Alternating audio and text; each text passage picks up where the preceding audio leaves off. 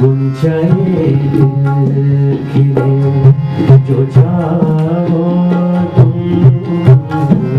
गुंजाए दिल खिले जो चाहो तुम, गुलशने लहर में सबा हो तुम, गुंजाए दिल खिले।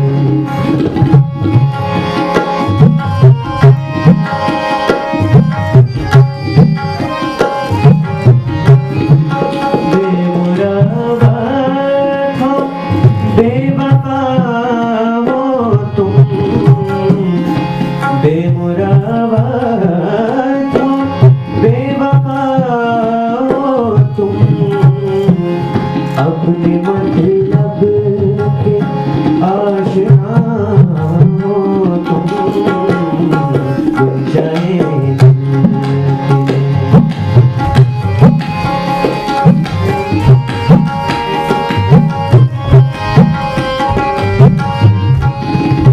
कौन हो क्या तुम्हें लिखे, कौन हो क्या तुम्हें लिखे, आदमी हो परी हो क्या हो तुम, गुंजाए जो चाहो तुम, गुंजाए जो चाहो तुम, गुलशने लहर में सबा हो तुम, गुंजाए जो चाहो तुम।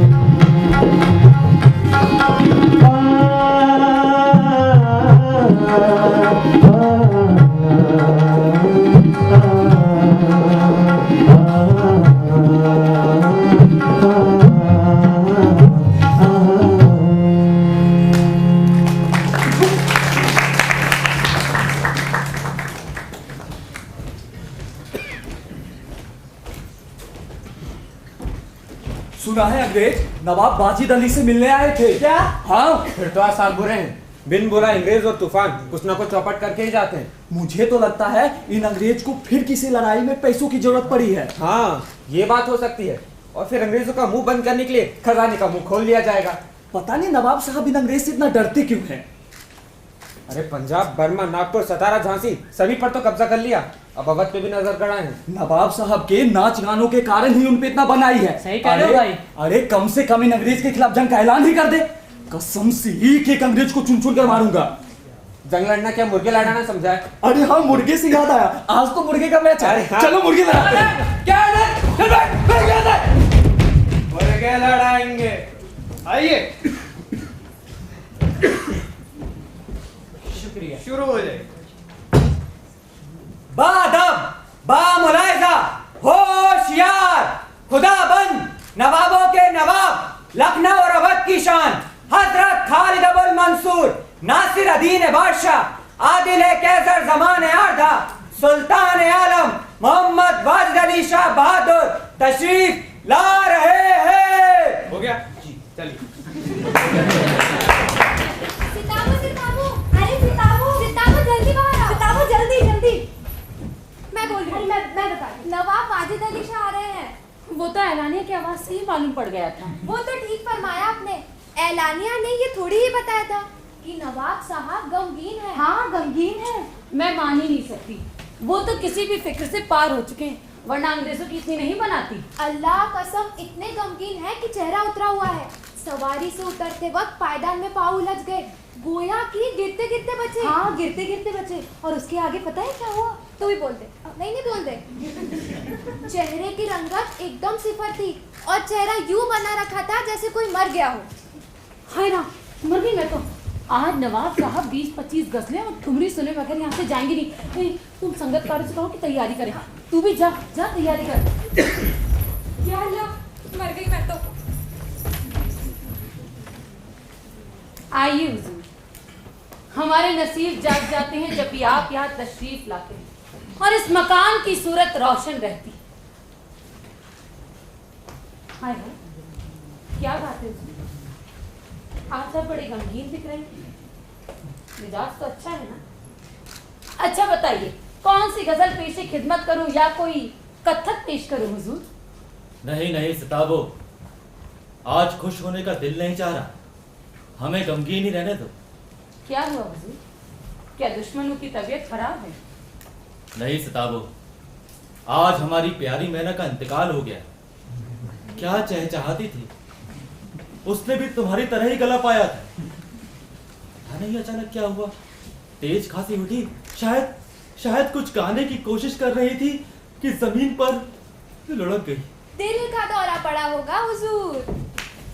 तुम दोनों चुप करो, जाओ अंदर आके अपना काम करो, और हाँ, अंदर जाके पान की गिलोरियां बना लेना, जाओ। ये तो बड़ा ही दर्दनाक हादसा हुआ हुजूर। इन्हीं हाथों से दफना करा रहे हैं सिताबो। ऐसा दर्द मंजर न कभी देखा और न कभी सुना है हुजूर। अच्छा, आपके दिल को बहलाने के लिए आपकी ही लिखी हुई कोई गजल सुना देती हूँ। हाँ, कोई दर्दी गजल सुना दो। और सिताबो जान, हमने तो कभी गमगीन गजल लिखी नहीं, वो तो सभी बड़ी खुशगवार। ठीक है ना हुजूर, भले ही खुशगवार है, हम अपनी आवाज गमगीन रखेंगे।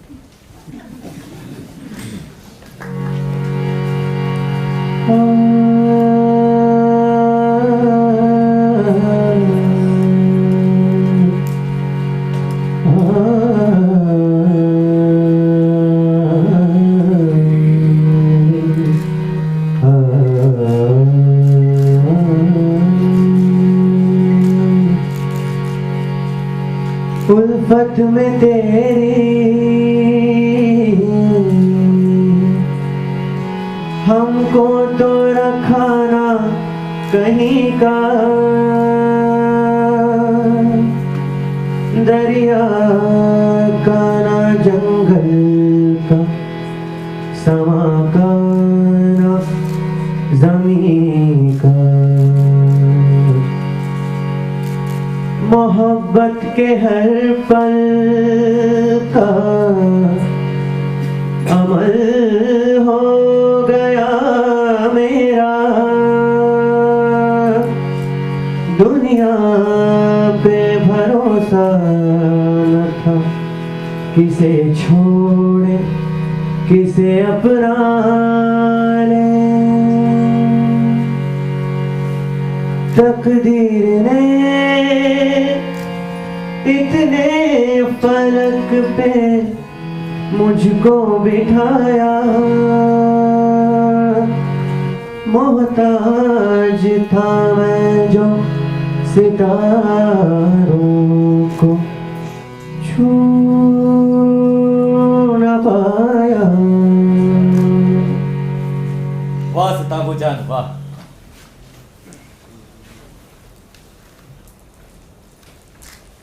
अब तो हम आपको खुश करके ही मानेंगे, एक और सुनिए।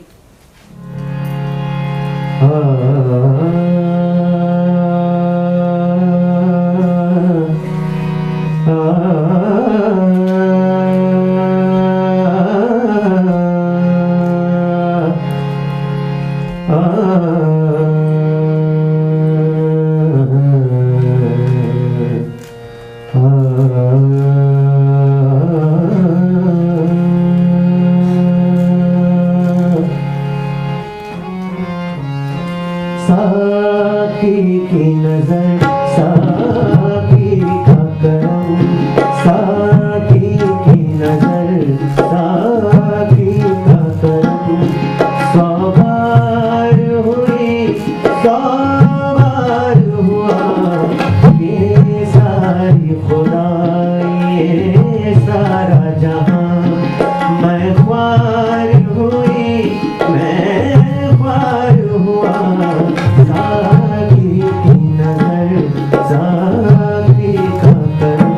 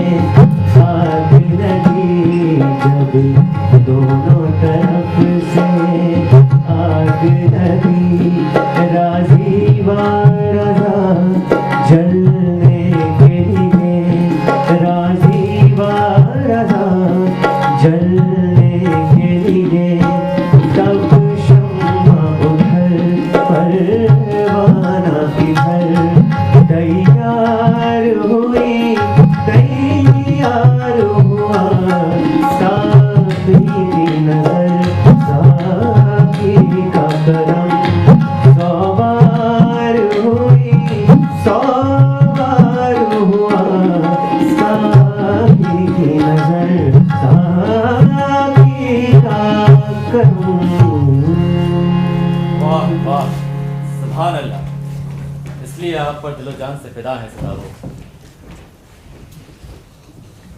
शुक्रिया हुजूर। हुजूर, सताबो जान, हमें इनसे कुछ जी कहिए हैदरी खां। खदा माफ हो हुजूर, आप इतना तो लुटा चुके हैं, खजाने में भी कुछ खास बचा नहीं है। जेवर बस इतने ही हैं जितने अभी आप पहने हैं। 30 पर अंग्रेज टैक्स वसूली के लिए सर पर सवार है जनाब। आप हमारे आका हैं जनाब, खता माफ हो, लेकिन हालात से रूबरू कराने की जिम्मेदारी भी तो आपने ही हमें दे रखी है। हालात बड़े बदतर है जनाब, और उस पर आप इस तरह लुटाते रहे तो खजाना खाली हो जाएगा। अगले महीने सिपाहियों को तनख्वाह ही बमुश्किल दे पाएंगे आप। माल गुजारी वगैरह नहीं आ रही है क्या? हुजूर, किसानों की फसल तो सूखे की मार से चौपट हो चुकी है। उनके पास खाने का दाना तो है नहीं, वो कर कहाँ से अदा करेंगे। किसान मालगुजारी की भारी मांग और बकाया कर्ज की अदायगी में अपनी ही जमीन से बेदखल हो चुके हैं जनाब। उनकी जमीनें अब सूदखोरों और साहूकारों के हाथ चली गई है। एक मजे की बात यह भी है कि किसानों को उपज पर दी जाने वाली रियायत अब इन सूदखोरों और साहूकारों के सीधे जेबों में जा रही है। अंग्रेजी अमल में तरह तरह के टैक्सों की भरमार हो गई है। खाने पीने की चीजों के भाव टैक्स के कारण बढ़ गए। अब रियायत की इन हालातों के बाद अंग्रेजों को उनकी मनमर्जी की दौलत देने से रहे। हमारे परदादा से लेकर अब्बा हुजूर तक सभी ने इन फिरंगियों को खुले हाथ दौलत दी। क्या फिरंगी ये बात भूल गए? वही तो मैं कह रहा हूँ हुजूर, आपके वक्त कुछ बचाया भी तो नहीं गया। सब कुछ मेलो मजमो और शानो शौकत में निकल गया। अंग्रेज तो लखनऊ में घाट लगाए बैठे हैं, आसपास के इलाके भी अपने कब्जे में कर चुके हैं जनाब। हैदरी खां, क्या धरा है इस राजकाज में? अब लड़ाई झगड़े खून खराबा, इससे तो बेहतर हमारा ये नाच गाना ही ठीक है।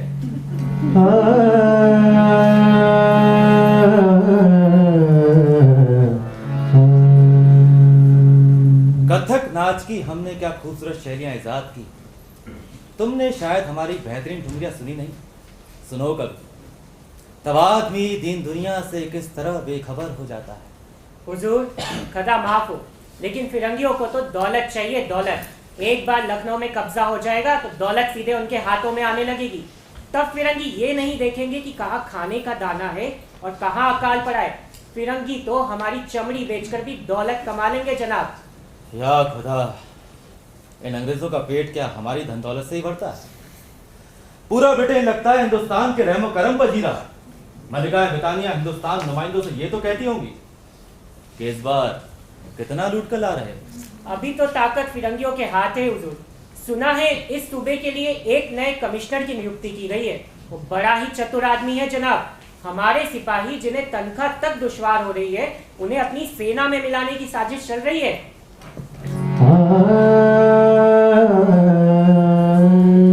हुजूर, खता माफ हो, लेकिन फिरंगियों का मानना है कि आप तो नाच गानों में मशगूल रहते हैं। हुकूमत के असली तौर तरीकों को अंजाम नहीं देने से कर की उगाई नहीं कर पा रहे जनाब। फिरंगियों का कला साहित्य संस्कृति से कोई लेना देना नहीं है। उन्हें तो सिर्फ धन से मतलब है, जो कि कर के तौर पर मिलता है। अंग्रेजों की शातिर चालों से बचने का कोई टोटका हो सकता है क्या? इनसे शातिर कौम दुनिया में कोई नहीं है जनाब। बड़े बड़े समुंदर की था है, पर इन फिरंगियों के पेट की कोई था नहीं। तो फिर यह मुमकिन नहीं कि अंग्रेजों के फंदे से मेरी गर्दन बच सके। मेरा दिल तो इन अंग्रेजों का गुलाम नहीं जिस पर ये हुकूमत करे। हम भी इस पुरानी जमीन के बाशिंदे हैं, कहां तक करेंगे बेदखल।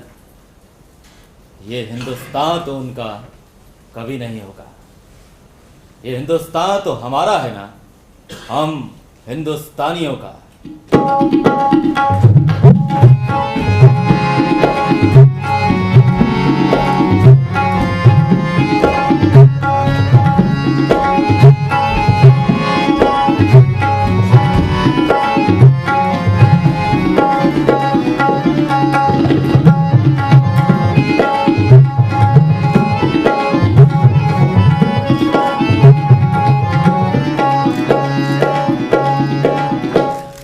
सुना है कुछ तो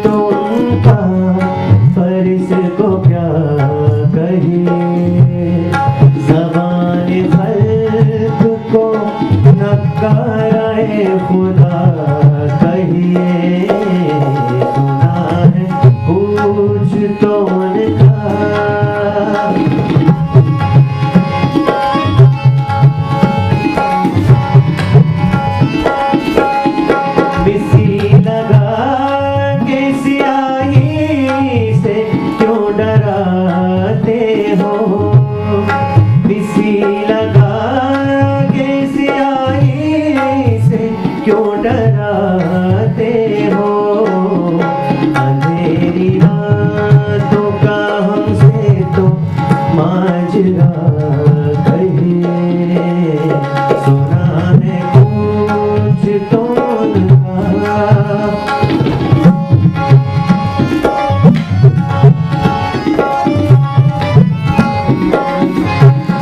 हजार रातें भी गुजरी यही कहानी हो, हजार रातें भी गुजरी यही कहानी हो।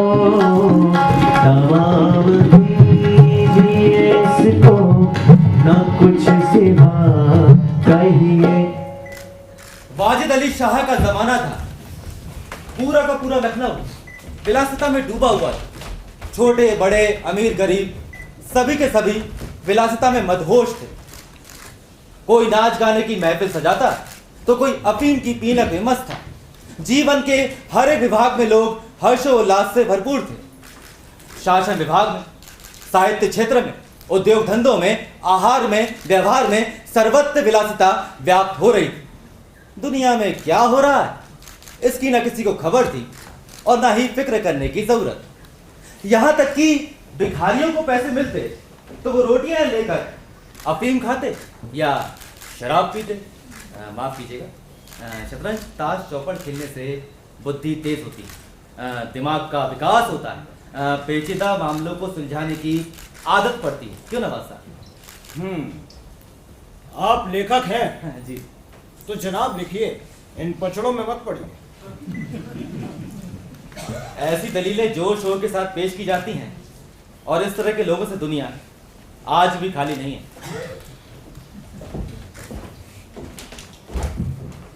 इसलिए अगर मिर्जा सज्जाद अली और मीर रोशन अली अपना ज्यादातर वक्त दिमाग तेज करने में लगाते तो किसी को आपत्ति क्या हो सकती थी। हाँ, किसी जमाने में उनके पास लूटी हुई बेहिसाब जागीरें थी, तब नौकरी ऐसी मेहनत कशी करने की कतई फिक्र ना थी। बस घर में बैठे दिन भर गपबाजी करते और नए नए तरीकों की खोज करते। आखिर और करते भी क्या बेगम साहिबा? या खुदा, अब क्या कहूँ। सुबह सुबह दोनों नाश्ता करके बैठ जाते, अरे मोहरे सज जाते और लड़ाई के दाव पेच होने लगते। मैं तो तंग आ गई हूँ शतरंज से। हाँ। बेगम साहिबा आप देखिए कितना सोच रहे हैं। हर्षा क्या है, इससे दिमाग तेज होता है। क्या खाक तेज होता है? अगर इतना ही दिमाग तेज होता तो फिरंगियों को यहाँ से चलता न करते। अरे एक तो रात दिन ये खटका लगा रहता है कहीं फिरंगी हमला न कर दे, ऊपर से ना मुराद खेल, ना रात का पता ना दिन का, एक दिन जान लेकर छोड़ेगा। हाँ, हो सकता है बेगम साहिबा की मिर्जा साहब के घर में कोई बड़ा बूढ़ा नहीं। हाँ, वैसे मैं भी देख रहा हूँ इन साहबों को तो खबर ही नहीं कि कब सुबह हुई, कब दोपहर और कब शाम। लेकिन बेगम साहिबा अफीम की लत तो नहीं, या फिर उस नचनिया के यहाँ मुजरा सुनने तो नहीं जा रहे। वाह वाह वाह, क्या बात कही है आपने तो। आप लेखक हो ना, तो दूसरों के घर में झांकने का क्या मतलब है? जाइए अपना काम कीजिए, जाइए। अच्छा सुनिए, आप ही ने लिखी नहीं कहानी, तो इसमें कुछ ऐसे पेच डालिए जिससे मेरा कुछ भला हो। अब जाइए यहाँ से। हामिद मियाँ, हामिद मियाँ। जी बेगम साहिबा आया। आदाब। आदाब। प्रेमचंद जी। जी चलिए चलिए। हामिद मियाँ। जी बेगम साहिबा। खाना तैयार हुआ? जी बेगम साहिबा। तो मिर्जा साहब से कहो कि खाना तैयार है। जी बिल्कुल। जनाब। कौन है? अरे जनाब, दूसरों के घर का तमाशा देखेंगे क्या? हुजूर, बेगम साहिबा बुलाती, खाना तैयार। हुजूर खाना तैयार है।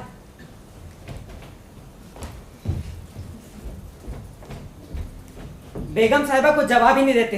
अरे सर झुकाकर बैठे हैं तो बैठे ही है, कई बार कहा पर सुनने का नाम ही नहीं लेते। बेगम साहिबा बहुत दिमाग का खेल लगता है, तभी तो हिलने का नाम नहीं लेते। दिमाग का खेल? अरे मैं ही नहीं पढ़ती। अजीज सुनिए, खाना तैयार है, ठंडा हुआ जाता है, जल्दी आ जाइए। आते हैं बेगम। दस्तरखान लगवाइए। हामिद मियाँ। जी बेगम साहिबा आया। जी उठे कि नहीं? बैठे ही हैं। तौबा तौबा, बड़ा मनूस खेल है। जी बेगम साहिबा, यूं समझो कि घर को तबाह ही कर देता है। खुदा न करे दुश्मन भी इसकी चपेट में है। अरे आदमी दीन दुनिया तो क्या, खुद के भी काम का नहीं रहता, ना घर का ना घाट का।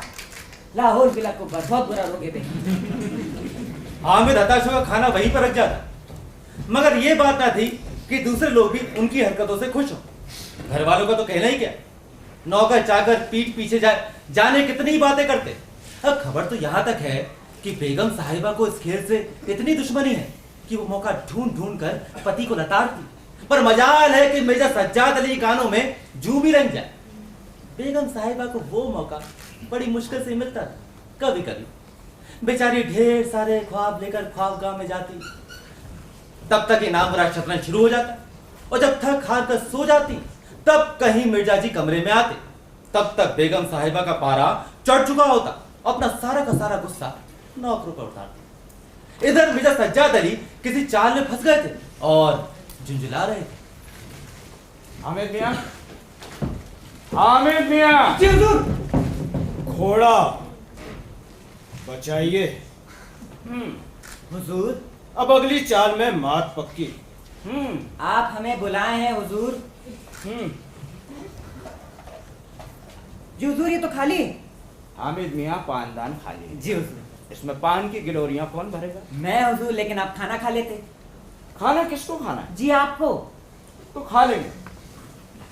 लीजिए मीर साहब, हमारा घोड़ा तो बच गया, आप अपना वजीर बचाइए। हामिद मियां, जी हुजूर।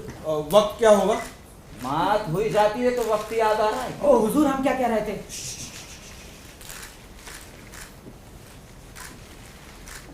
अगली चाल में आपकी मात। अच्छा, उठाकर ले जाऊं? बड़े अहमक इंसान हैं यार, इसमें तंबाकू डालो, तंबाकू। गुस्ताखी माफ हो हुजूर, आप ये इशारों में बात करते हैं, हमें कुछ समझ नहीं आता है। लाते हैं तंबाकू। अब पाएंगे आपके अब्बा हुजूर लाएंगे। वही तो लेने जा रहा था हुजूर, पर हुजूर मोहल्ले की सारी दुकानें तो बंद हो चुकी। एक काम करते हैं, बेगम साहिबा से ले आते हैं। हामिद मियां, हमने पान मांगे हैं, तूफान नहीं। जी।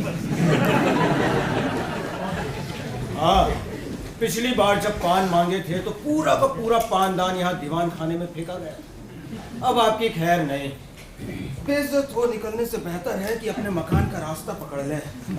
मात हुई जाती है तो पीठ दिखा के भाग रहे हैं मीर साहब। जी, क्या फरमाया आपने? जी वजह फरमाया हमने। हम पीठ दिखाने वालों में से नहीं है। ये देख रहे हैं ना, इससे कई दुश्मनों के छक्के छुड़ाए। अमानी साहब, छक्कों को वाजिद अली शाह क्या रहने दीजिए, आप बैठिए, फिर चाल आगे बढ़ाइए। मैं तो तंग आ गया हूँ इस खेल से। अरे कई दफा हुक्का चौकस करो, पान दो, इलायची लाओ, खाना गर्म करके लगा के ले जाओ, ठंडा हो तो उठा कर ले आओ। अब फिर से पान मांगे। क्या पान मांगे? जी हाँ। रात के 2 बजे? जी हाँ। उनसे कहो खुदा पर ले जाएं। हम पहले भी 2 बार कह चुके हैं। तो 5 बार और कहने में कोई हर्जा है? हर बार कहते हैं आते हैं बाजी खेल कर। तो खाने की फुर्सत नहीं है? जब भी पूछो कहते हैं आ रहे हैं, पहले पान ले आओ। तो एक काम करो, खाना जाकर उनके सर पर पटक दो, खुद खाएं चाहे कुत्ते को खिलाएं, चाहे मीर साहब अपने साथ लपेट कर ले जाएं। जी, पर बेगम साहिबा हम कैसे कह सकते हैं? मर मरदूद, तू भी बड़ी तरफदारी करने लगा है। अच्छा एक बात बता जी, मीर साहब के जाने का कोई अंदाजा लगता है? हाँ, बीच में उठे तो थे, लेकिन मिर्जा साहब ने हाथ पकड़ कर फिर बिठा लिया। अब कुछ समझ नहीं आता, बैठे हैं तो बैठे ही हैं। ठीक है, जब ये मनहूस खेल खत्म हो ना तो बताना, ऐसा ना हो टहलते उस नचनिया के कोठे पे जा पहुंचे। जा, पहले ही बड़ी मुश्किल से उस नचनिया से पीछा छूटा है, अब ये मनहूस खेल बीच में आ गया। उनको अपने पति से उतना मलालना था जितना मीर साहब से। उन्होंने उनका नाम मीर बिगाड़ू रख छोड़ा। मीर बिगाड़ू, मीर बिगाड़ू। मिर्जा सज्जाद अली अपनी सफाई से बचने के लिए सारा का सारा इल्जाम मीर साहब के सर पे थोप देते। एक दिन बेगम साहिबा के सिर में दर्द होने लगा। मीर साहब किसी चाल में फंस गए थे। सोच रहे थे कि मिर्जा साहब यहाँ से टरकें और बाजी में उलटफेर कर दें। वैसे उलटफेर की तैयारी और कोई भी कर रहा है। लॉर्ड डलहौजी, जो लखनऊ में निगाहें गड़ाए हुए, उसने नए रेजिडेंट उटरम साहब के पास एक खुफिया पैगाम भिजवाया। खबर तो यहां तक है कि उटरम साहब अपनी पूरी की पूरी फौज के साथ अवध पर धावा बोलने वाला है। काश ये अमीरजादे शतरंज के बजाय मुल्क बचाने की सोचते। आज अंदर बहुत खामोशी है मियाँ। तूफान से पहले की है। मिर्जा साहब अंदर कुछ तो गड़बड़ है। हाँ, बिल्ली होगी। आपको क्या करना है? आप अपनी चाल देखिए। शहर। हामिद मियाँ। जी बेगम साहब आया। जी सर में दर्द है। जी समझ गए। हुजूर सर में दर्द है। तो क्या तेरा सिर दाबे? मेरे नहीं, बेगम साहिबा के। हकीम के पास ले जाओ। अम्मा मिर्जा साहब देख भी आइए ना, बेचारी परेशान हो रही होंगी।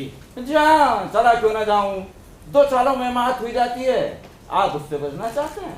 क्यों? आप सिर पर सवार रहोगे या जाओगे भी? जी हुजूर। हुजूर हुजूर बेगम साहिबा ने बुलावा भेजा है। चलिए बाजी खत्म करके आते हैं। हुजूर बेगम साहिबा आंखों से गोले बरसा रही। हुजूर उनके सर में दर्द है। आते हैं। दौड़, जल्दी कर, अभी बुला कर ला। हालात खराब हो रहे हैं मिर्जा, मुझे चलना चाहिए। बुला रही हैं हुजूर। अरे तो क्या है ना होता है, फिर ये बुला रही है क्या लगता है? चलो भागो यहाँ से। मीर साहब, आप अपनी चाल चलिए। अच्छी चाल आपकी बिगड़ी और झुंझला मुझ पर है। मिर्जा साहब से कहो कि हकीम के यहाँ से सर दर्द की दवा लेकर आए। जा। जी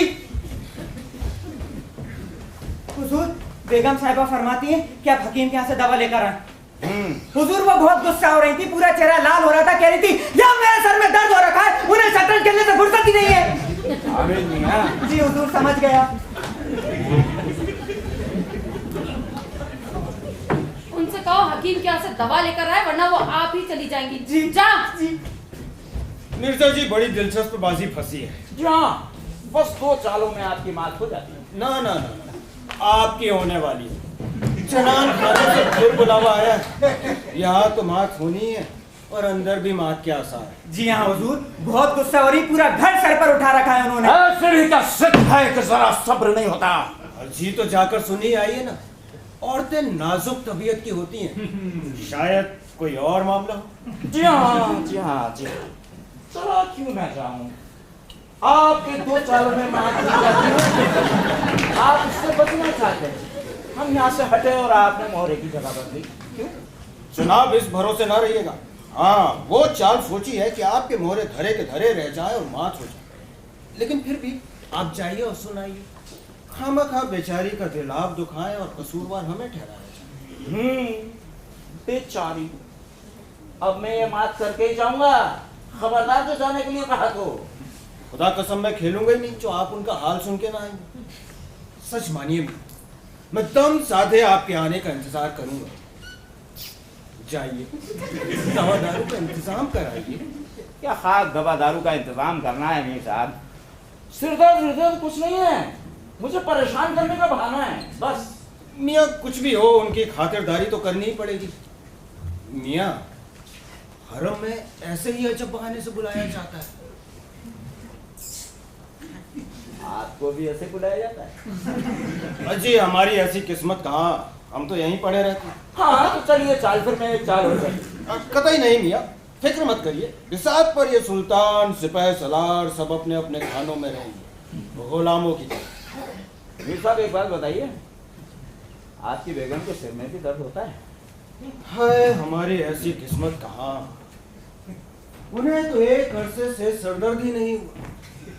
एक जमाना था जनाब, जब कभी हम दोस्तों के साथ गप्पाजी में अटके होते, तब अक्सर उनके सिर में दर्द होता और हमें बीच महफिल से उठकर उनकी खातिरदारी के लिए जाना पड़ता था। हाय क्या दिन थे वो भी। मिर्जा साहब, मुझे इस सिर दर्द का मतलब अच्छी तरह से मालूम। छोड़िए छोड़िए, आप अपने किस्से को छोड़िए। आप मुझे उकसाना चाहते हैं, हम यहाँ से उठें और आप मोहरे की जगह बदलें। मीर साहब, मैं ये माफ करके ही जाऊंगा। बेगम तो घर की हैं, जाएंगी कहाँ? हरगिज नहीं, जब तक आप सुनना आएंगे मैं मोहरे को हाथ ना लगाऊंगा।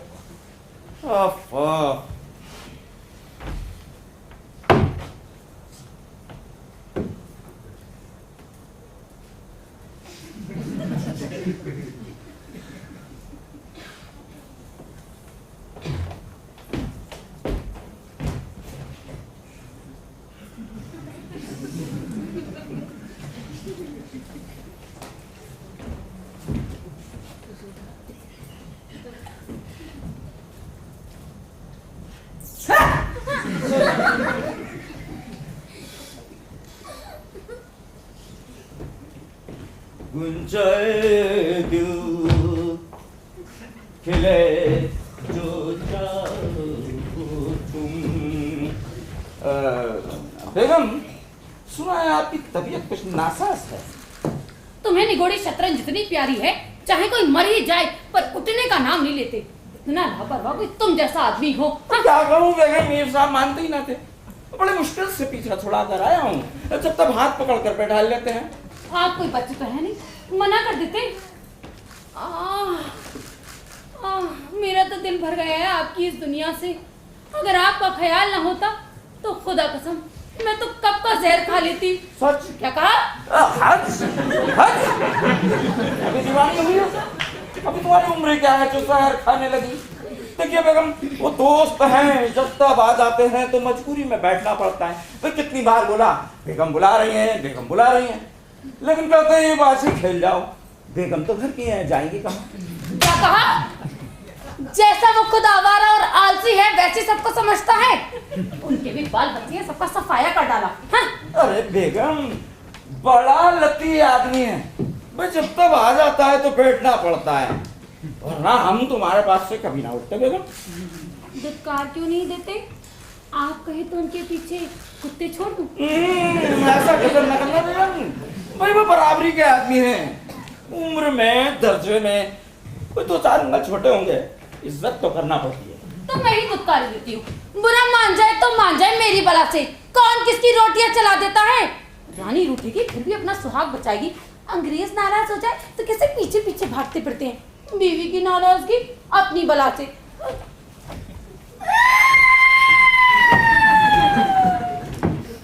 मैं तो दिन भर घर में कौआ हकनी की तरह बैठी रहती हूँ।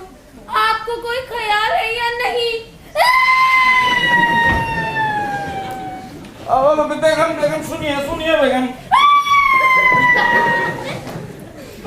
क्या कर रही हैं आप? तो इतना गजब ना करिए, बाहर मीर साहब बैठे, बस सुन लेंगे।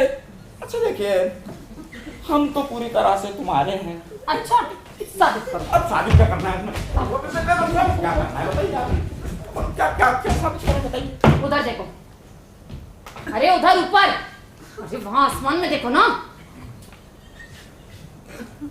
आज देखो आसमान चौधरी के चांद से कैसा रोशन है, समा कितना सुहाना लग रहा है ना। वहां शतरंज की बाजी फंसी है ना, चांद की पड़ी। क्या कहा? बड़ी है मोहब्बत, हमारी बड़ी है। हमने आपको एक मोहब्बत की पहुंची भेजी थी, पहुंची आप तक पहुंची। जो पहुंची आपने भेजी थी ना, वो पहुंची मुझ तक पहुंची, लेकिन वो पहुंची कि पहुंचे तक नहीं पहुंची। अरे नहाने में यूं पहुंची कि हाथ से उतार के रखी पहुंची। इतने में कोई कमबख्त पहुंची, उठा के ले गई पहुंची। ना वो पहुंचे तुम तक पहुंची, ना वो हम तक पहुंची। इतने में तुम्हारी निगोड़ी है शतरंज बीच में आ पहुंची। शतरंज शतरंज बेगम, शतरंज से याद आया, बाहर मीर साहब बैठे हैं, शतरंज की बाजी लगी है, राजा फौज के सामने खड़ा है। बेगम यहाँ खुद की रानी हलकान हुई जा रही है, उससे शतरंज की फिक्र सता रही है इन्हें। सुनिए तो, अभी हम मीर बिगाड़ को यहाँ से चलता ना किया ना तो मेरा नाम भी सुल्ताना नहीं। बेगम। हामिद मियां। नहीं बेगम। हामिद मियां। बेगम साहब आया। जाते हैं हकीम के? सीधे सीधे जाते हैं या नहीं? हम भी कह रहे थे। हामिद मियां जी। बाहर से जाके जरा शतरंज तो खिलाना, और मीर साहब से भी कह देना कि मियां अब न खेलेंगे, आप तशरीफ ले जाइए। अरे बेगम ऐसा गजब ना करना, क्या उसे बेइज्जत करना चाहती हूँ? ए हमें ठहरो। जाने क्यों नहीं देते? मेरा ही खून क्यों जो से रोका तो? अच्छा उसे रोका, अब मुझे रोको तो जानू। अरे शतरंज के चक्कर में यहाँ पड़े रहते, उनको तो ये तक नहीं मालूम कि उनकी बेगम कहाँ और किस से लगी रहती। किससे कहाँ? हमें तो कुछ मालूम ही नहीं। और नहीं तो क्या, अरे उनकी बेगम के सारा लखनऊ जानता है। नामुराद शतरंज से पीछा छूटे तो पता चले ना कि दुनिया में क्या चल रहा है। ठहर हामिद, मैं ही देखती हूँ। खुदा के लिए बेगम, तुम्हें हजरत हुसैन की कसम। अजी मिर्जा साहब कहाँ रह गए? अब तो मैं मीर बिगाड़ू को देख ही लेती पड़ी। मेरी लाश पर से होकर जाना होगा बेगम। बेगम मान जाइए ना, खुदा कसम उन्हें नहीं बुलाएंगे। मानिए तो सुनिए, रुकिए। अरे हटिए सामने से। अरे बेगम सुनिए आप, देखिए हुजूर बेगम साहिबा आ रही है। लेकिन बेगम ने एक ना माने। मीर साहब ने 2-1 मोहरे इधर उधर कर दिए और अपनी सफाई से बचने के लिए बाहर टहल रहे। तब तक बेगम साहिबा दीवान खाने के दरवाजे पर जा पहुंची। भीतर जागा, किस्मत से कमरा खाली था। फिर क्या था, सारी की सारी बाजी उलट दी। कुछ मोहरे तख्त के नीचे फेंक दिए और कुछ बाहर, और जिस रफ्तार से आई थी उसी रफ्तार से वापस भी हो गई। मीर साहब दरवाजे पर थे ही, कुछ मोहरे बाहर आते देखे, चूड़ी हुई खनक भी काटने पड़ी। बड़ाम से दरवाजा बंद हुआ तो समझ गए कि बेगम साहिबा बिगड़ गई हैं, तो चुपके से अपने घर की तरफ बढ़ ली। बेगम आपने गजब कर दिया। ना ना, अभी उतना गजब नहीं किया, लेकिन अब की बार मीर बिगाड़ियां दिखाई दिए ना तो खड़े खड़े निकलवा दूंगी। इतनी लौ खुदा से लगाते तो वली हो जाते। हाँ? आप तो दिन भर शतरंज खेले और मैं चूल्हे चौके में अपना सिर खपाऊं। जाते हो हकीम के यहाँ या अभी भी कोई हर्जा है? नहीं, क्या कहा? कोई हर्जा नहीं है, जाते हैं।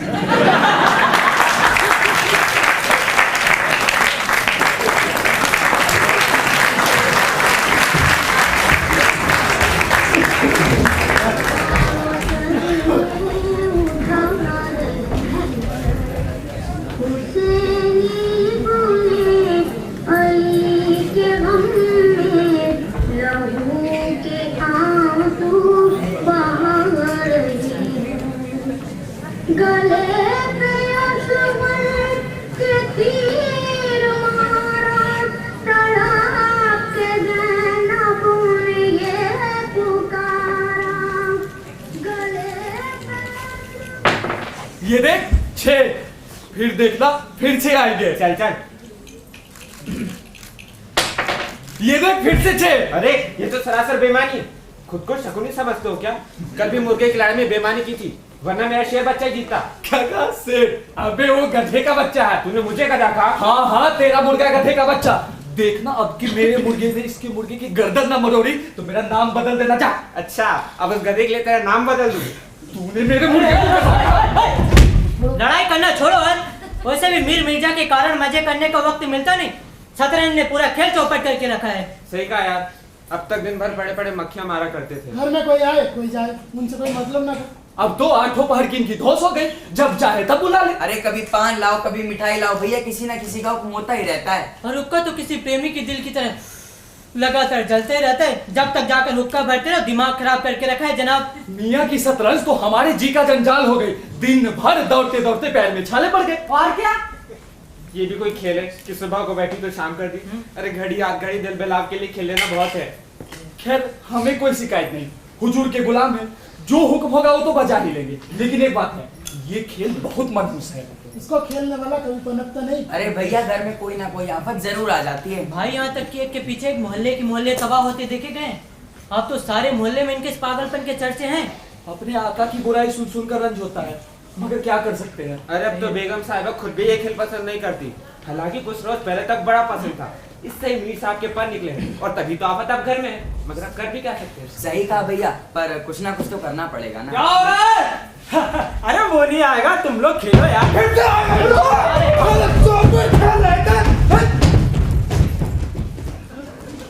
आइए।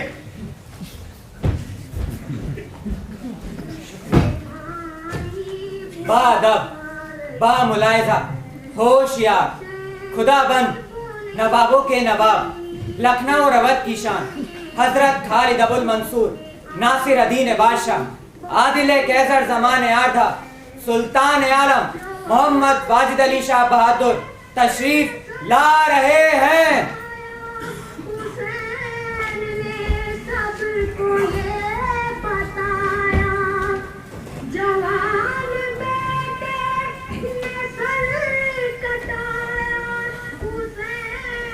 आइए।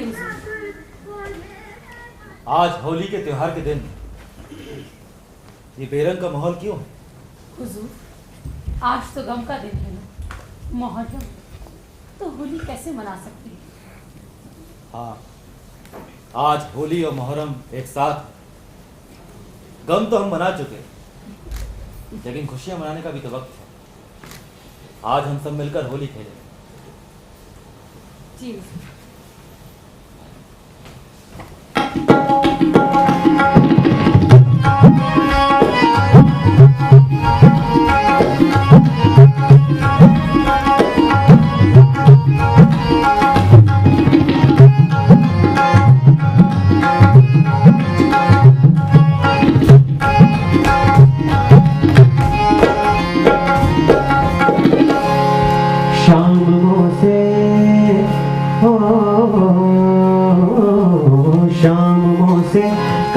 काहे करो बरजोरी, शामों से काहे करो बरजोरी, शामों से काहे करो बरजोरी।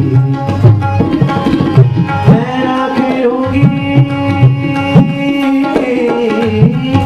मैं ना खेलूंगी तो संग होली, मैं ना खेलूंगी तो संग होली, शामों से काहे करो बरजोरी, शामों से काहे करो बरजोरी।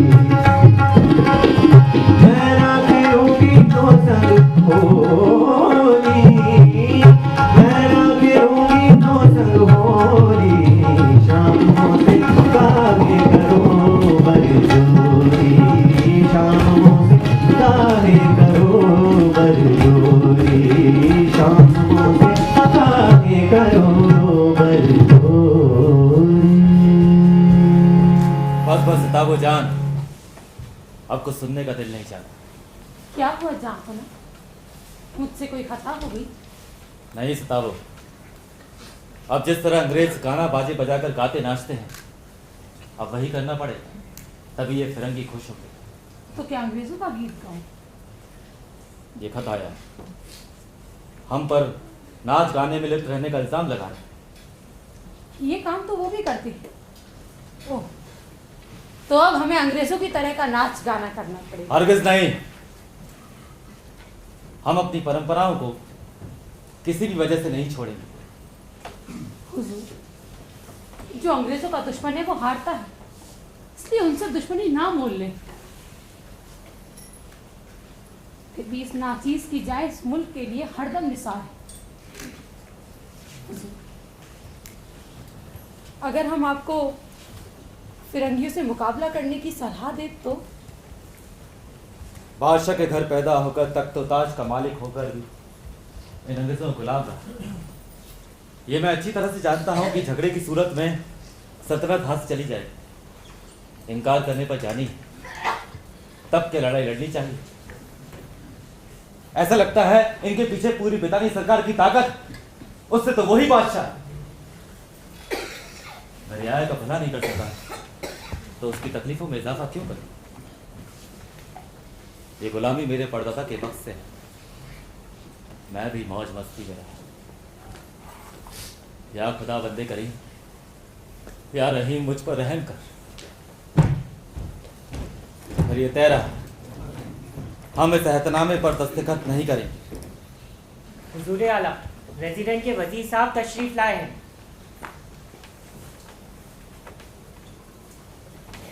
हैदरी खान, आप एक बेहतरीन इंसान और आज़ाद। ये खत लॉर्ड साहब ने क्या क्या नहीं लिख दिया? मुझसे क्या खता हुई है हुजूर आला? खत में लिखा है, हमारी सल्तनत में भ्रष्टाचार और रिश्वतखोरी फैली हुई है। इसमें हमारे अधिकारी और कर्मचारी शामिल हैं। हम पर अय्याश होने का लांछन लगाया गया। खैर, हमारी बात छोड़ो, बाकियों पर तो तुम्हारी जिम्मेदारी थी। हुजूर, मैं इस सल्तनत का पुराना नमकवार हूँ। खुदा गवाह है, मेरी नीयत साफ है। मौका देख कई दफा आपको बताने की भी कोशिश की थी, पर क्या हैदरी खान? गवर्नर जनरल लिखते हैं, भ्रष्ट अफसरों और जागीरदारों पर हमारा वश न होने से सारा का सारा टैक्स इनकी जेब में जा रहा है। हमारी सल्तनत भ्रष्टाचार और कुशासन के नाम से जानी जा रही है। खत इस फिरंगी के मुंह पर मार के नहीं दिया तुमने? हुजूर, ये यही की पैदाइश है। हिंदुस्तानी बखूबी जानता है जनाब, इसीलिए लाट साहब ने बिचौलिया बनाकर भेजा है।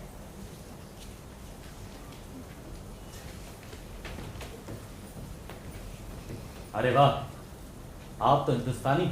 नहीं, मैं ब्रितानी हूँ। हम महारानी का हुक्म मानते हैं और यहाँ की नौकरी पूरी होने के बाद मुझे वहीं वापस जाना है। क्यों? आप तो यहाँ की पैदाइश, आपको अपनी जमीन से मोहब्बत नहीं? देखिए, मेरे पुरखे अरब से, मैं ऐसी जमीन पर पैदा हुआ और ये जमीन हमें दिलोजान से ज्यादा अजीज है। हम तो लौटने की बात नहीं करते। इसी जमीन पर हम पैदा हुए हैं और इसी जमीन पर हमारी कब्र भी होगी। इन बेमतलब की बातों से रेजिडेंट साहब का कोई सरोकार नहीं। मुझे रेजिडेंट साहब से जो हुक्म मिला है उसकी तामील करनी है और आपको इस एग्रीमेंट की शर्त को मानकर इस पर दस्तखत करने हैं। हम आप लोगों की बातों पर एतबार कैसे करें कि हुकूमत सीधे आपके हाथ देने के बाद आप रियायत पर जुल्म नहीं करेंगे? अंग्रेजों की कितनी वादा खिलाफियां जब जाहिर है। आपको आपकी पेंशन बराबर मिलती रहेगी। ये राजमहल, ये सल्तनत जो मेरे पुरखों ने मुझे बख्शी है, हमारे यहाँ कलाकार शिल्पकार सब हैं, उनकी देखरेख कौन करेगा? रियायत का होगा क्या? हिज एक्सीलेंसी, अगर आप मानने से इनकार करते हैं तो ध्यान रखिए, अंग्रेजी फौज यहाँ से कुछ ही मील दूर है, गोमती के उस पार। और फिर जरा सोचिए, एक बार फौज शहर में दाखिल हो गई तो कितना खून खराबा होगा। प्रेसिडेंट साहब, इसका हम लोग क्या करेगा? ये कौन खरीदेगा?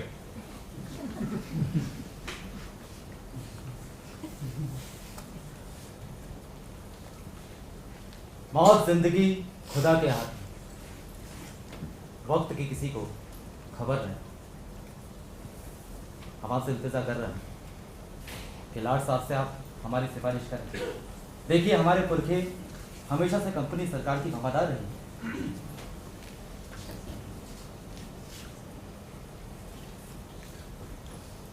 अपने रियाया की बेहतरी के लिए हम इस एहतनामे पर दस्तखत नहीं करेंगे।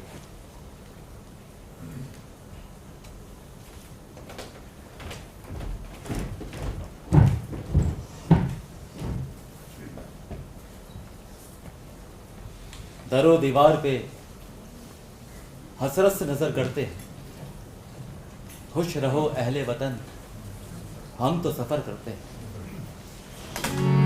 अहले जौहर को वतन में रहने देता अगर फलक, अहले जौहर को वतन में रहने देता अगर फलक, लाल क्यों इस रंग से बदकशाता छोड़ कर, अहले जौहर को वतन में रहने देता अगर फलक।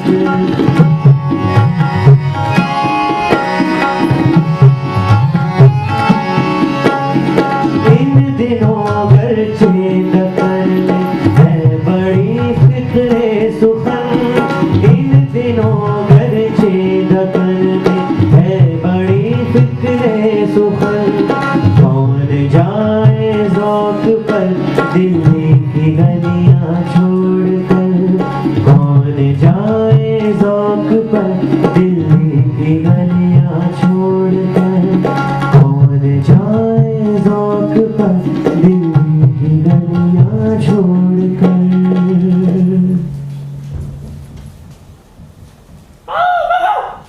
या अल्लाह, कुत्ते की आवाज! कुत्ता यहाँ कहाँ से आ गया? मुझे तो कोई आवाज नहीं आई। अरे हमने सुनी है। हाँ, मैंने भी सुनी है। होगा कोई। अच्छा, तुम लोग जाओ, हम लोग कल मिलेंगे। कहीं वो तो नहीं आ गया? जाओ भी। हाँ हाँ जाते हैं, फिर आते भी हैं। या अल्लाह, मिर्जा घर से निकले तो हकीम के यहाँ ना जाकर मीर साहब के घर जा पहुंचे और सारा किस्सा कह सुनाया। मीर साहब की बेगम साहिबा किसी अज्ञात कारण कांटा लगा। काटा लगा।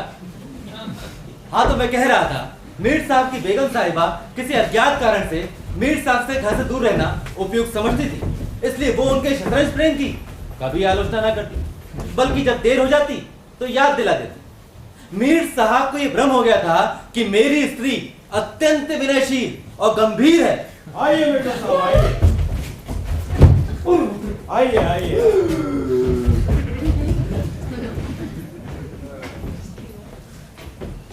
ये है हमारा दीवान खाना।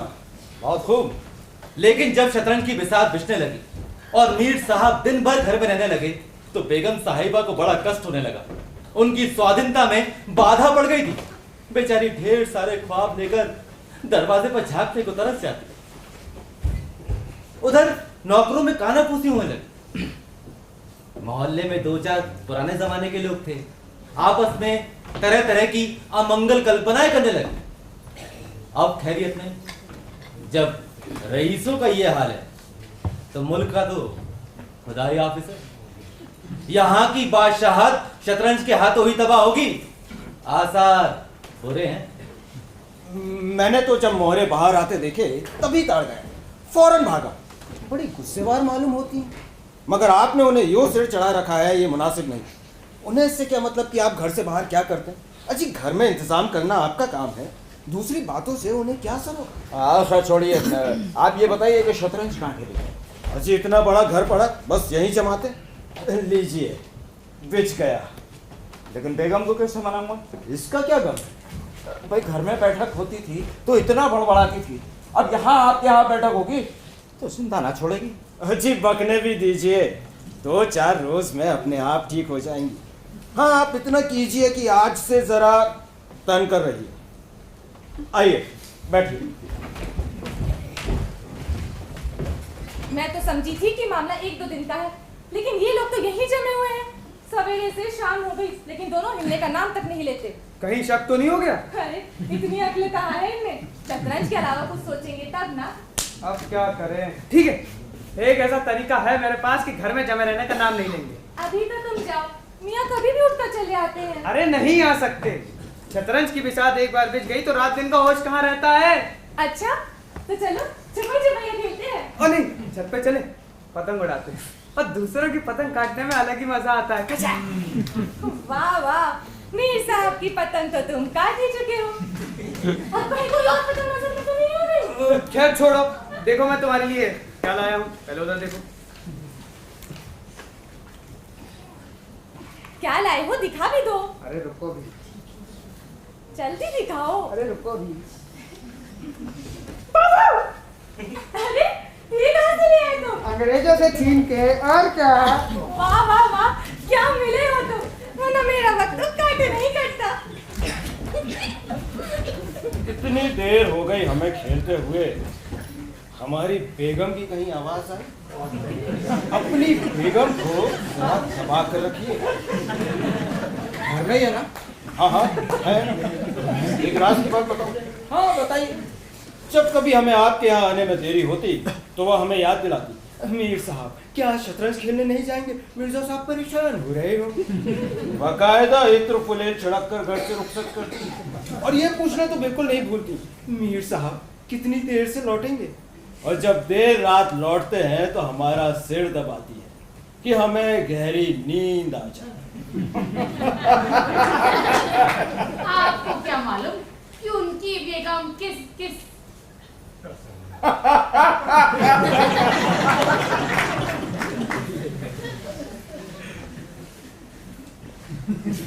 कसम हम सच कह रहे हैं। साहब, आपकी बेगम के हंसने की आवाज आ रही है। वो हम घर में है ना, इसलिए हंस रही हैं। जरूर हमें लेकर कोई मंसूबे बना रही होंगी। क्या हुआ बेगम, क्यों इतना हंस रही हैं? कुछ नहीं, वो सड़क पर है ना भालू का खेल दिखाया जा रहा है। हमारी बेगम खुश रहने की वजह ढूंढी लेती हैं जनाब। ये लीजिए, अपना घोड़ा बचाइए। हाँ, क्यों नहीं क्यों नहीं क्यों नहीं। खुश? भोंको ना। मीर साहब कुत्ते से भौंकने की आवाज आ रही है। अभी तो भालू के खेल हो रहे थे, अब कुत्ता भी पाल रखा है। वाह, वो गली का कुत्ता है। हमारी बेगम जब तक खाना दे देती है तो आ जाता है। कम से कम दिल तो लगा रहता है बेचारी का। हाँ जी जी, क्यों नहीं दिल। ये शय, आप शय से बचने की चाल सोचिए, हम बेगम से मिला। जी जरूर। आप मेरे झुमरू, मेरा प्यारा प्यारा कुत्ता। बेमुरव्वत हो, बेवफा हो तुम। या अल्लाह, शायद यही आ रहे हैं। अपने मतलब के आशिना हो तुम। ये सब क्या है बेगम? वो कुत्ता है। वो तो हम भी देख रहे हैं, पर ये अभी बाप ने बोला। घबरा गया है बेचारा, इसलिए हमने अपना जान को याद किया। कुत्ते ने? बादशाह की फौज जो ढूंढ रही है। कुत्ते को? फिरंगियों का हमला होने वाला है ना, बादशाह घबरा गए हैं। तो क्या बादशाह ने कुत्तों की भर्ती शुरू कर दी? हाँ, अब लखनऊ के लोग पतंगबाजी, मुर्गेबाजी, शतरंजबाजी में लगे हैं, तो ये बेचारा कुत्ता ही बचा ना। अब कम से कम इसमें शतरंज को तो ना घसीटो बेगम। खैर कुत्ते से फुर्सत मिले तो दीवान खाने में पान भिजवा दीजिएगा। बेगम पान याद से। जी चलो आँख में चोली खेलते हैं। आ मेरे हम जोलिया खेले आँख में चोलिया। हो मैं नहीं नहीं बड़े बुरे आसार हैं मिर्जा साहब। क्यों, क्या बात है मीर साहब, बड़े फिक्रमंद लग रहे हैं। अजी फौज में जबरिया भर्ती हो रही। हाँ तो होती रहे, हम क्यों फिक्रमंद रहे। अजी कहीं यहाँ भी ना होती। आपको पता है कुत्तों तक को नहीं छोड़ा जा रहा। कुत्तों की भर्ती? हाँ आपका दिमाग तो ठिकाने पर है। हमारी बेगम ने बताया। आपकी बेगम से आप सिर में रोगन बादाम तेल की मालिश करवा लीजिए। खुदा कसम हम सच कह रहे हैं। आपकी बेगम ने आपको चरका दिया मीर साहब, तो सुनिए फिर से उनके हंसने की आवाज आ रही है। बात तो सही है। मैं यूं गया मिर्जा साहब, वो यूं आया। जी हो मैं नहीं नहीं मैं आजा।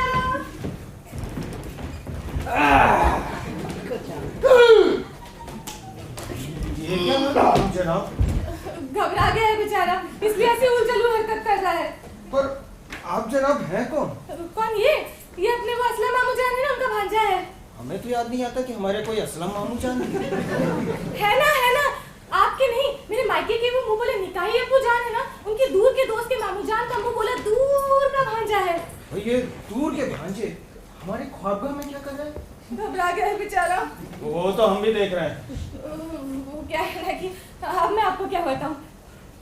वो क्या है ना मामूजान, बादशाह की फौज पीछे पड़ी है, लोगों की जबरिया भर्ती हो रही है, जबरिया। तो कुत्ता बने घूमोगे, और भी जगह है छुपने की। वो क्या है ना मामूजान, मैं घबरा गया था। और फिर कुत्ते को कौन पकड़ता? मीर साहब कहाँ रह गए? अजी आते हैं। सुनिए साहब जाते, अब तक तो बादशाह की फौज निकल चुकी होगी। आप एक काम करिए, दीवान खाने के पीछे के रास्ते से निकल जाइए। आइए मेरे साथ।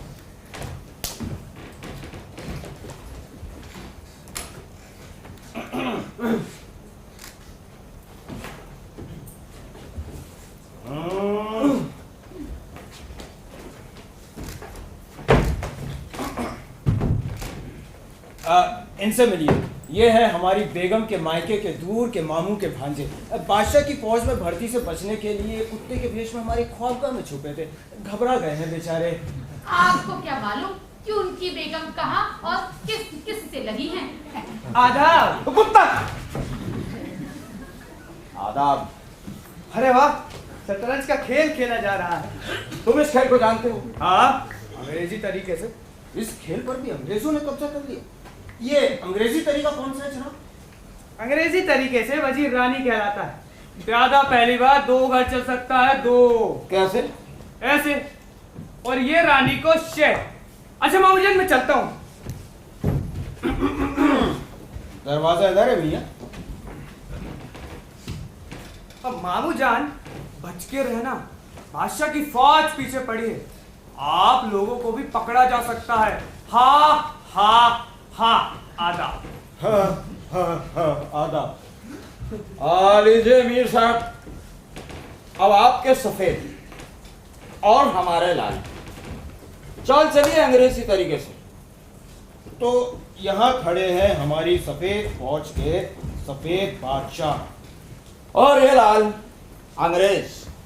लॉर्ड साहब डलहौजी का वजीर हमला करने वाला है, बादशाह बचाइए। हाँ बादशाह तो बचाना ही होगा, वरना हम शौकीनों के सरताज बादशाह गए तो खेल खाते। बादशाह जाए तो जाए, हम तो बच रहे हैं शायद। सही तो है। अब अंग्रेज 100 साल पहले कब्जा कर चुके हैं। अब हालात ये हैं कि राज्य में हाहाकार मचा हुआ, प्रजा दिन दहाड़े लूटी जा रही, कोई फरियाद सुनने वाला नहीं। देहातों की सारी दौलत लखनऊ में खिंची आती और वो भांडों में, अय्याशियों में और बेजा चीजों में खर्च हो रही। एक दिन दोनों मित्र शतरंज के दलदल में गोते खा रहे।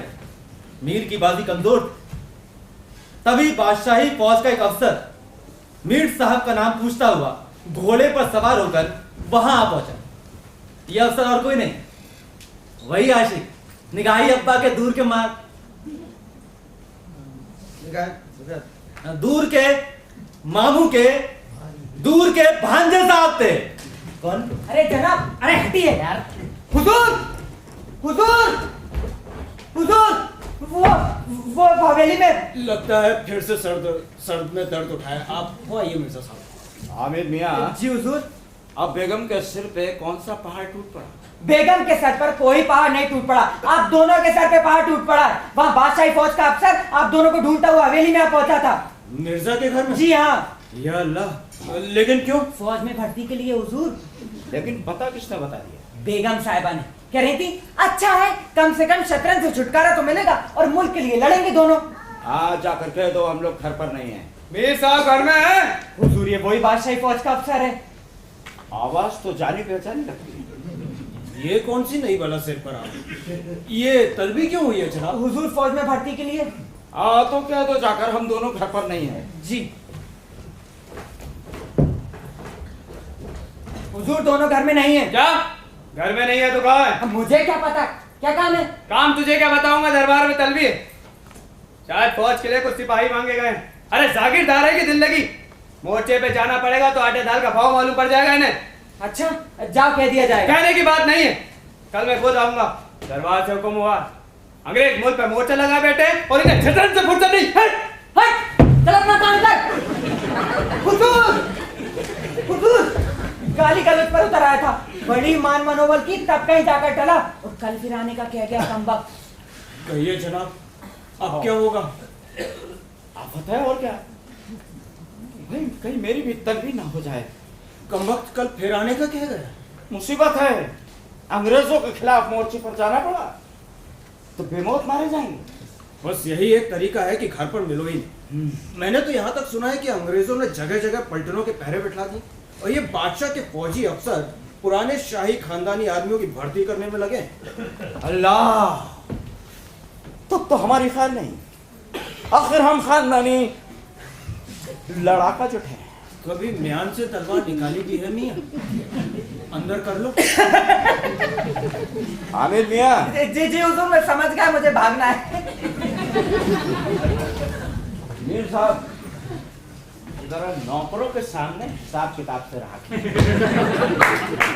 जी लड़ाई में जाना पड़ेगा ना तो आटे दाल का भाव पता चल जाएगा।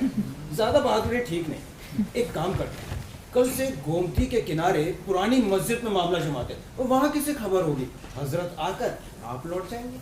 वल्लाह वल्लाह वल्लाह, क्या तरकीब सूझी है। इसके अलावा और कोई रास्ता भी नहीं था। तुमने भी क्या खूब बेवकूफ बनाया इन लोगों को। ऐसे गाँव दियो चुटकियों में नचाता हूँ, चुटकियों में। अरे इनकी सारी अक्ल और हिम्मत तो शतरंज ने चल ली, अब भूल कभी कभी घर पे नहीं रहेंगे। यहाँ बेगम साहिबा। क्या जी? जरा पोटली में चना, चबेना, हुक्का, तलवार वगैरह वगैरह बनवा दीजिए। क्यों, आप कहीं बाहर जा रहे हैं? जी हाँ, हम शहर के बाहर जा रहे हैं। वाह वाह, क्यों नहीं क्यों नहीं। मेरा मतलब है कि आप घर में रहते ही कितना है, आपके होने से कम ये घर भरा भरा तो लगता है। खुदा किसी का अकेला न करे। अरे हाय, क्यों रुला रही हैं बेगम? कसम से अब आपका दुख देखा नहीं जा रहा। तो ठीक है, तो रुक जाते हैं। क्या होगा, ज्यादा से ज्यादा फिरंगियों से लड़ते लड़ते जान ही तो जाएगी ना। अरे अरे अरे, ऐसा कसम न करना। मेरा मतलब है कि कुछ दिन के लिए घूम फिर कर आ जाना, तब तक ये मामला भी टल जाएगा। हमारी किसी न किसी मांग में आपकी नाक में दम रहता और हमें की बैठक में ही जमे रहते। अरे हाय, बस एक बार फिरंगियों वाला मामला टल जाए तो सर पूरी कर देंगे। मीर साहब कहाँ रह गए? अजी आते हैं। अरे बिल्कुल बचने की आवाज आ रही है, जल्दी से छिप जाओ। इतना चिल्ला क्यों रही है बेगम? हमें तो सुनाई नहीं आई। या अल्लाह, हमने सुनी थी। नहीं बेगम, सुनाई नहीं आई। अच्छा तो रुक जाइए ना। मीर साहब, क्या फौज के आने का इंतजार है? अजी आते हैं। रुक जाइए ना। बेगम साहिबा, बाहर मिर्जा साहब इंतजार कर रहे हैं।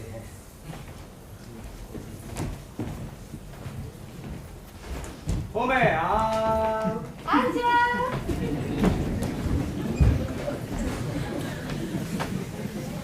देखा, कितनी ज़हीन है हमारी बेगम, हमें छोड़ ही नहीं रही थी।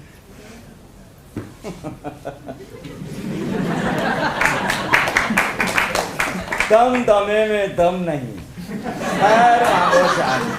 वाह, दमदमे में दम नहीं, खैर मांगो जान की।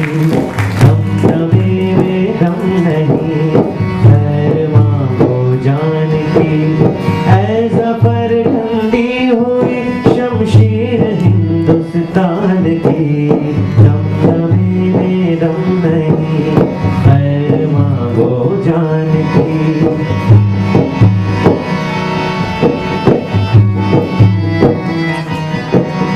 गाजियों में बू रहेगी जब तलक ईमान की। गाजियों में बू रहेगी जब तलक ईमान की। तब तो लंदन तक चलेगी तेग हिंदुस्तान की। एक दिन दोनों मित्र मुंह अंधेरे घर से निकल खड़े होते। हामिद भी उनके पीछे पीछे, हाथ में दरी, हुक्का, डिब्बे में पानी की लोरियां भरे। गोमती नदी के उस पार पुरानी मस्जिद में जा पहुंचते। रास्ते में चिलम मदरिया ले लेते और दरी बिछा हुक्का भरकर शतरंज खेलने बैठ जाते। फिर इन दोनों को दुनिया की जरा भी फिक्र न रहता। देश में राजनीतिक दशा भयंकर होती जा रही, चारों तरफ हाहाकार मचा हुआ। लोग अपने बच्चों को लेकर देहातों में भाग रहे थे, लेकिन दोनों नवाबों को इसकी जरा भी फिक्र न रही। एक दिन दोनों मित्र खंडर में बैठे शतरंज खेल रहे थे। मीर की बाजी कमजोर थी। मिर्जा साहब उन्हें मात पर मात दिए जा रहे। हुजूर, हुजूर, टीले के उस पार से फरंगियों की पलटन आती दिखाई दी है। शायद लखनऊ पे कब्जा जमाने आई। हुजूर, अंग्रेजी फौजें आ रही। खुदा खैर करे मिर्जा साहब। आने दीजिए, ये शह है, शह बचिए। तो खाना भी है। कोई 5000 आदमी होंगे। कैसे कैसे जवान है, सबके लाल बंदरों जैसे मुंह। जरा देखना चाहिए। यहीं आड़ में खड़े हो जाए। मिर्जा देख लीजिएगा, इतनी जल्दी क्या है?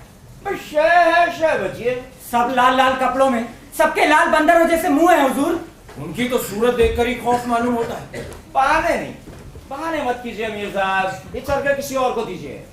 शह है, शह बचिए। हुजूर, लखनऊ को चारों ओर से घेरते जा रहे हैं। लोग यहाँ वहां भाग रहे हैं हुजूर। अब मात पक्की समझो। आप भी अजीब किस्म के आदमी। यहाँ पूरा शहर आफत से घिरा और आपको शह देने की सोचिए। हुजूर, हुजूर, फ्रंकी बादशाही माल असबाब, हरबे हथियार सब कुछ लूट कर लिए जा रहे हैं। हामिद मियां, जी हुजूर। माल असबाब किसका लूटा गया? बादशाह का। हरबे हथियार किसके लूटे गए? बादशाह के। तो आपके पेट में क्यों दर्द है? अजी उस पर क्यों पिघल रहे हैं? कुछ इसकी भी खबर है कि यदि पूरा शहर घिर गया तो घर कैसे चलेंगे? जब घर जाने का वक्त आएगा तब देखा जाएगा। आप बैठिए और चाय चलिए। हुजूर, फ्रंकी फौज आगे बढ़ गई है, अब दिखाई नहीं दे रही। फौज निकल गई। मिर्जा साहब, इस बाजी को रहने देते हैं, एक नई बाजी हो जाए। मीर साहब, हमारे खुद की अपनी जागीरें हैं। हम कभी किसी के नौकर नहीं हुए।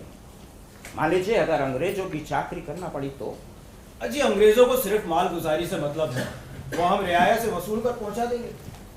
हाँ, बादशाह को तो बेवकूफ बना दिया करते थे, लेकिन ये अंग्रेज इतनी आसानी से कायदे में नहीं आए। हाँ तो ठीक है मीर साहब। अब ये बताइए कि आज खाने का इंतजाम कैसे हो? अजी आज तो रोजा रख लीजिए। क्या आपको ज्यादा भूख मालूम होती है, जबकि पूरा का पूरा शहर फिरंगियों से घिरा हुआ है? नहीं, अब भूख नहीं। पता नहीं शहर के क्या हाल होंगे। अब भूख क्या, तो सुख चैन भी हराम है। अजी शहर का कुछ ना हो रहा होगा, लोग खाना खाकर आराम से सो रहे होंगे। हुजूर नवाब साहब भी ऐशकार में होंगे, सड़क शराबियों के हवाले होगी और कहीं कहीं गलियों में घुंघरुओं की आवाज आ जाती होगी। फिर दोनों शतरंजबाज जो खेलने बैठे, 3 बज गए। 4 बजे बज ही रहा था कि फौज वापसी का बिगुल बज उठा।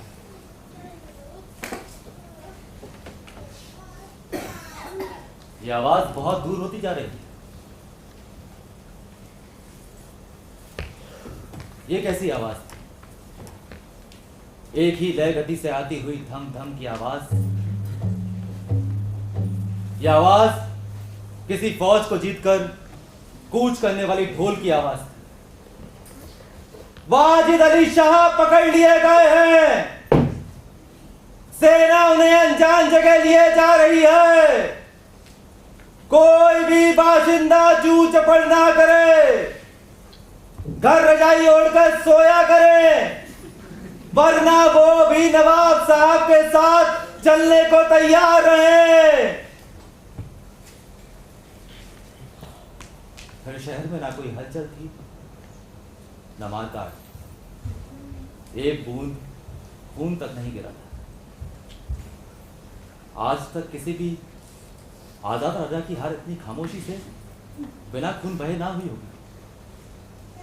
आवाज थी तो सिर्फ बिगुल की और नगाड़ों की। ये वो अहिंसा ना थी जिस पर देवगण प्रसन्न होते हैं, ये वो कायरपन था जिस पर बड़े से बड़े कायर भी आंसू बहाते हैं। अवध के विशाल राज्य का नवाब बंदी चला जाता था और लखनऊ ऐश की नींद में मस्त था। ये राजनीतिक अधःपतन की चरम सीमा थी। हुजूर, हुजूर, बादशाह को जा रही, वो बादशाह को लिए जा रहे हैं, फौज वापस जा रही है हुजूर। हामिद मियां, जी, ये तलवार लेके कहाँ जा रहे हैं? मैं फिरंगियों से लड़ने जा रहा हूँ हुजूर। अकेले लड़ लोगे? जी हाँ, आज मैं अकेला हूँ हुजूर, पर कल तो 100 साथ होंगे ना। खत्म माफ हुजूर, मैं अभी आता हूँ। हामिद मियां ठहरिए, हामिद मियां।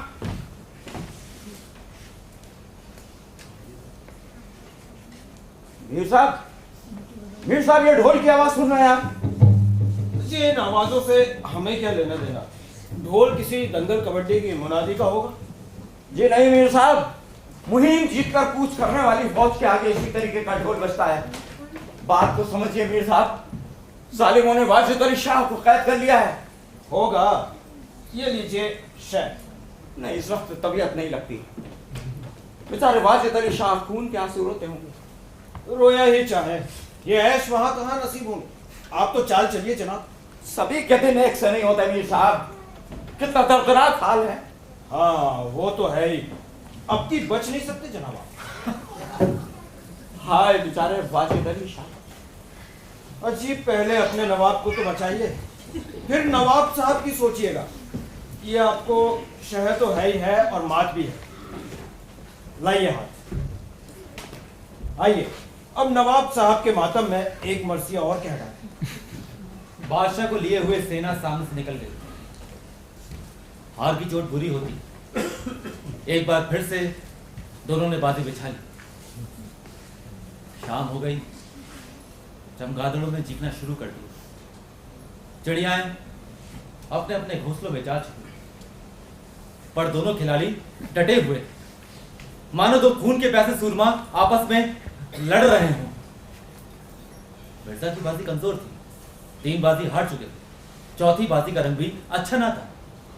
हर बार दृढ़ संकल्प के साथ बाजी बिछाते, लेकिन एक ना एक ऐसी चाल फंसती कि सारी की सारी बाजी खराब हो जाती। उधर मीर साहब मारे उमंग के गजले गाते, चुटकियां लेते, जैसे कोई मुराद पूरी हो गई। हार की झेप को मिटाने के लिए मिर्जा साहब दांत पर दांत देते। हर बार हार के साथ प्रतिकार की भावना भी उग्र होती जाती, यहां तक कि मिर्जा साहब बात पे बात पर झुंझुलाने लगे। साकी की नजर, साकी का करम, हुई हुई हुई हुई, 100 बार हुई, 100 ये क्या किया आपने? ये आप मोहरे को हाथ क्यों लगाते हैं? आपने एक बार चाल चल दी तो फिर मोहरे को दोबारा हाथ क्यों लगाते हैं? जब तक आपको चाल ना सूझे आप मोहरे को हाथ ना लगाएं। ये क्या हुआ? एक चाल चली और फिर से मोहरा बदल दिया। अरे एक एक चाल चलने में आपको आधा घंटे का वक्त लगता है। इसकी सनद है आपको? जिसे 5 मिनट से ज्यादा का वक्त लगे उसकी मात समझी जाना चाहिए। फिर आप छू रहे हैं मोहरे को। मोहरा उसी घर में रख दीजिए जहां रखा था। देखिए आपका घोड़ा पिटता था। जी मैंने हाथ से मोहरा छोड़े कब जो मेरा घोड़ा पिट जाए है?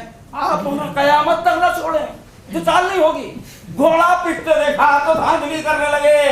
अजी धांधली आप करते हैं, हार जीत तकदीर से होती है, धांधली करने से कोई नहीं जीतता। हाँ तो इस चांस में तो आपकी मात हो गई। आप चल दीजिए, रख दीजिए, घोड़ा वहीं जा रखा था। मेरी बात क्यों होने लगी? मैं नहीं रखता। अरे क्यों ना रखिएगा, आपको रखना होगा। चले हैं शतरंज खेलने। खानदान में किसी ने शतरंज खेली होगी तो इसके कायदे पता होते। वो तो घास छीला करते थे।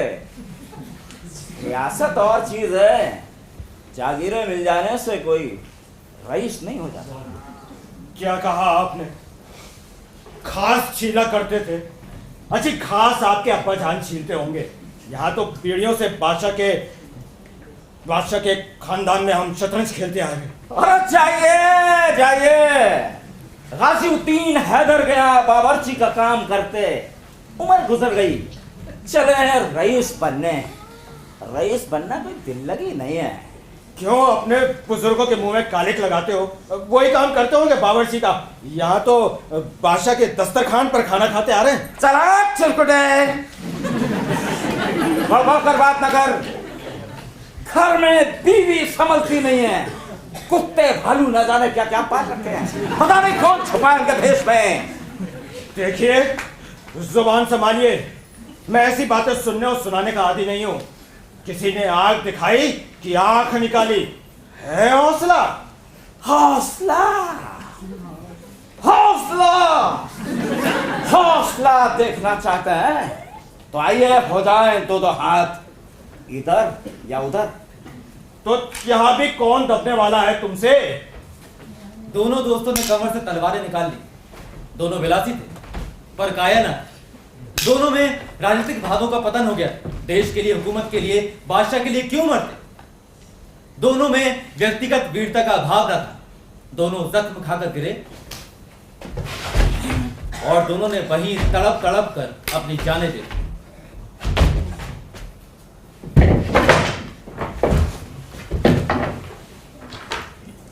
अपने गुलाम मुल्क और बादशाह के लिए जिनकी आंखों से एक बूंद आंसू न निकला, उन्हीं दोनों ने शतरंज के वजीर की हिफाजत में अपनी जिंदगी कुर्बान कर दी।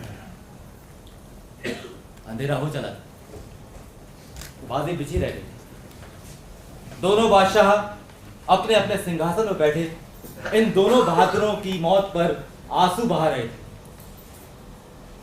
चारों तरफ सन्नाटा छाया हुआ। खंडर की टूटी हुई मेहराबें, गिरी हुई दीवारें और धूल धुसरित मीनारें इन लाशों को देखती और सिर धुनती।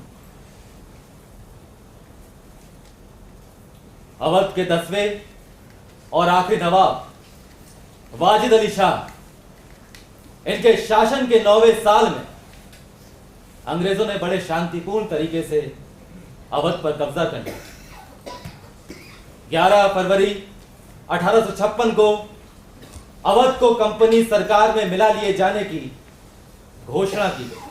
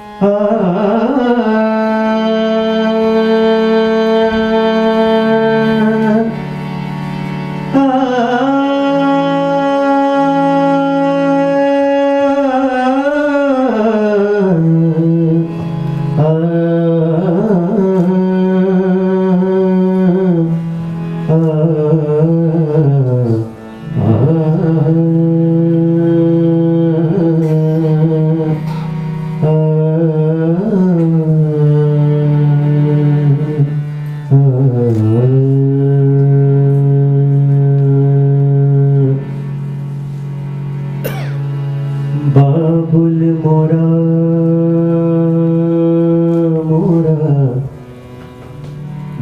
नैहर छूटो ही जाए बाबुल मोरा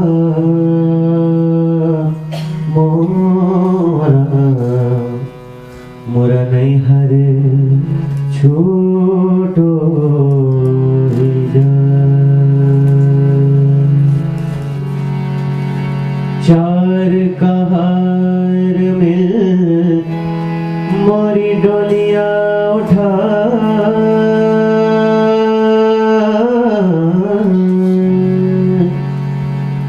चार कहार मिल मोरी डोलिया उठा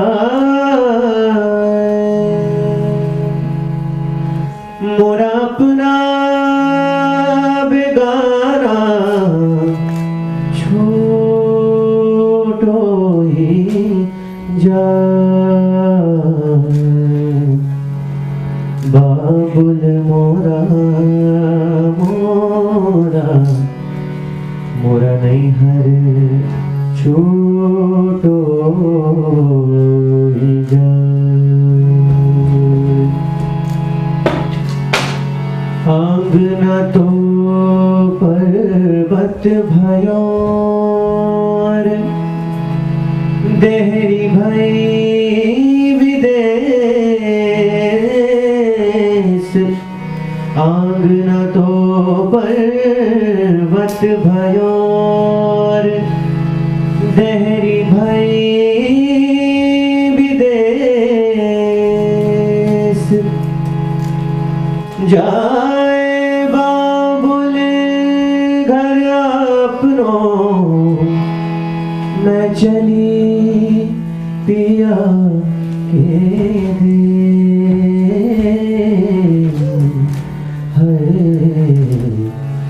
बाबुल मोरा